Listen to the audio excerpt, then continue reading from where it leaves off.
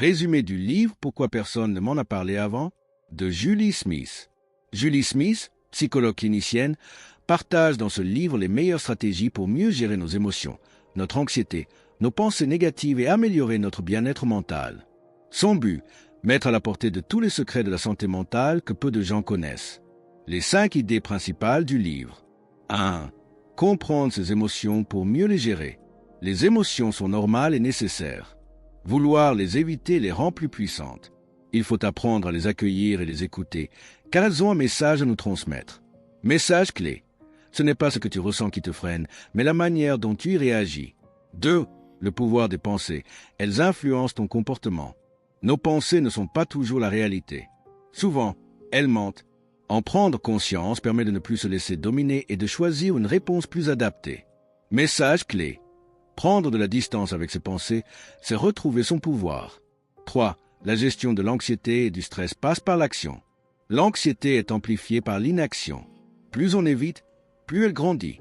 Au contraire, oser affronter peu à peu ce qui nous fait peur la fait diminuer. Message clé. L'action est l'antidote à la peur. 4. L'importance des habitudes pour la santé mentale. Ce qu'on fait chaque jour façonne notre bien-être. Sommeil, alimentation, exercice, connexion sociale sont des piliers essentiels.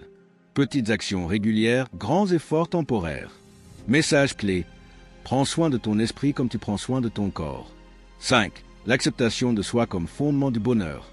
Se battre contre soi-même épuise. S'accepter avec ses défauts et ses émotions permet de construire une vie plus alignée et apaisée. Message clé. La vraie force, c'est de s'aimer même imparfait. Exercice pratique pour passer à l'action avec suggestions pour notre chaîne YouTube. 1. Exercice d'observation des émotions. Expliqué à l'écran. But, apprendre à accueillir ses émotions. Comment? Pendant une journée, note chaque fois qu'une émotion forte survient. Écris ce que tu ressens, ce qui l'a déclenché et ce que tu as fait. Pose-toi la question, de quoi cette émotion veut-elle me parler? Conseil YouTube. Nous vous proposons de partager en commentaire une émotion que vous avez appris à écouter. 2. Exercice, mes pensées ne sont pas la réalité. But, prendre de la distance avec les pensées négatives. Comment? On note une pensée négative qui revient souvent. Exemple, je ne vais pas y arriver. Réponds-lui, est-ce une vérité ou une simple pensée? Remplace-la par une pensée plus constructive. Je peux essayer et apprendre. Conseil YouTube. Nous vous demandons d'écrire une pensée négative et de la transformer. 3 exercices mini-actions contre l'anxiété. But, briser le cercle de l'anxiété par l'action. Comment? Identifie une peur qui te bloque. Choisis une petite action liée. Exemple, parler à un inconnu, commencer un projet. Fais-le et note comment tu te sens après. Conseil YouTube. Lance un défi à la communauté. Quelle mini-action oses-tu faire cette semaine? Partage en commentaire. 4. Routine bien-être mental. But, ancrer de bonnes habitudes. Idée. Dormir 7-8 tâches. Bouger 20 minutes. Manger sainement. Prendre 5 minutes de respiration consciente. Dire merci pour 3 choses. Conseil YouTube. Nous vous proposons un tableau ou fiche gratuite à télécharger pour suivre ces habitudes. 5. Exercice lettre d'acceptation à soi-même. Moment fort pour la fin. But, travailler l'acceptation de soi. Comment? Écris une lettre bienveillante à toi-même. Commence par « Je m'accepte même si » liste tes forces et ce que tu veux te pardonner. Conseil YouTube. Nous vous proposons de prendre 5 minutes après la vidéo pour écrire cette lettre. Conclusion motivante pour la vidéo. N'attends pas d'aller mal pour prendre soin de toi. Mets en place dès aujourd'hui ces outils simples mais puissants. Rappelle-toi, tu mérites la paix intérieure et le bonheur. Pourquoi personne ne t'a jamais dit ça sur ta santé mentale? Ce que j'ai découvert va littéralement te changer la vie. Et crois-moi, c'est bien plus simple que tu ne le penses. On nous apprend à prendre soin de notre corps, faire du sport, bien manger, dormir.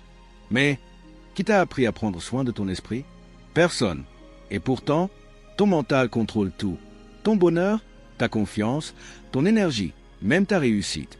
Le livre Pourquoi personne ne m'en a parlé avant de Julie Smith m'a ouvert les yeux sur un truc essentiel. La santé mentale, ça s'apprend comme un muscle. Ce n'est pas réservé aux gens faibles ou à ceux qui vont mal. C'est pour tout le monde, chaque jour. Tu sais quoi? La plupart de nos souffrances viennent du fait qu'on n'a jamais appris à gérer nos émotions, à parler à nos pensées ou à calmer notre stress. Résultat, on se sent dépassé, on perd confiance, on sabote nos projets. Mais voilà la bonne nouvelle.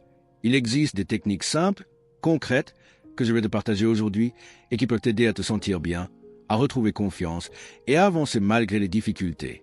Alors si toi aussi tu veux arrêter de subir tes pensées et tes émotions, si tu veux reprendre le contrôle de ta vie intérieure, reste bien avec moi. À la fin, je te donnerai des exercices puissants à faire dès aujourd'hui. Prêt? On y va.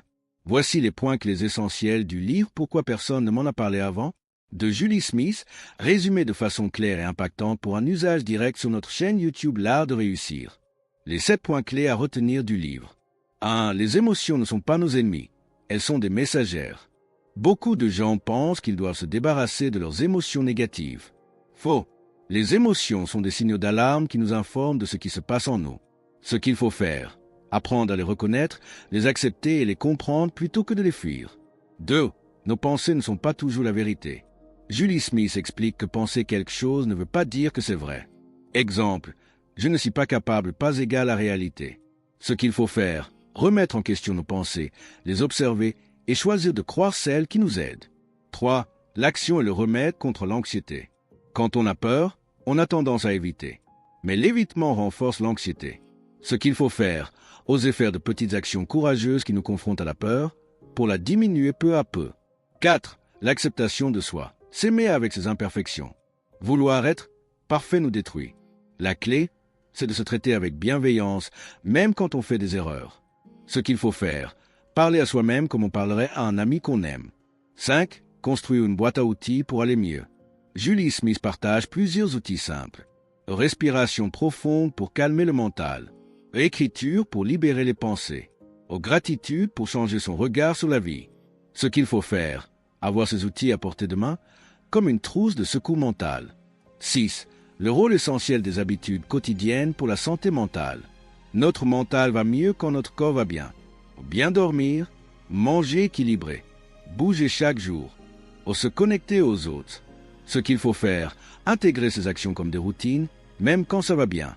Dis-moi en commentaire lequel des exercices t'intéresse. Abonne-toi pour beaucoup plus de vidéos très éducatives.